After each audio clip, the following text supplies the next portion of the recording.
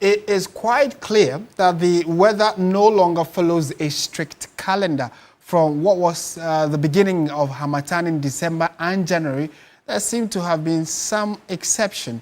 Even in the unpredictability, one thing remains constant. When these conditions, like the Harmattan strike, they come with health risks and leave many vulnerable. Samuel Yeboah Adams has more in this report. For weeks now, many have been waiting for the familiar chill and dusty wind that signaled the arrival of the Harmattan.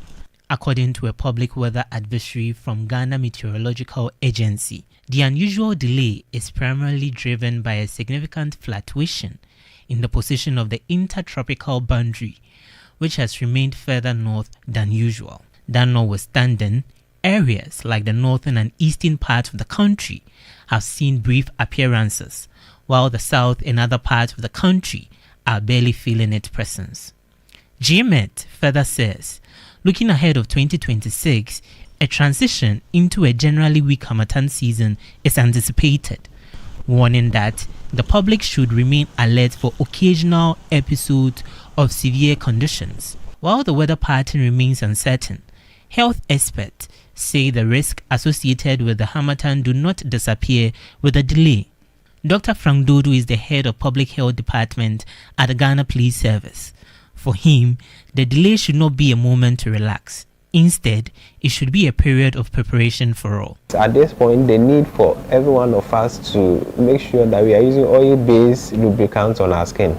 And one of the best you can get is the shea butter. Drink as much water as you can, and nothing less than 3,000 ml in a day. We need to boost our immunity. And boosting our immunity would mean that we are eating very balanced diet, and then taking in meals that has a lot of vitamins and minerals. He further cautioned that some everyday habits, often seen as harmless during the Harmattan season, should be checked as it poses additional health risk. I know the weather may be cold, and so most of us may tend to want to use warm water. If it's lukewarm, that's fine. But if it's too hot or warm, then chances are you are likely to rub your skin off essential oils, natural oils, and those are also needed to keep the skin lubricated. It's because the weather becomes dry and hot, we tend to love to use air conditions, and we tend to use the fan.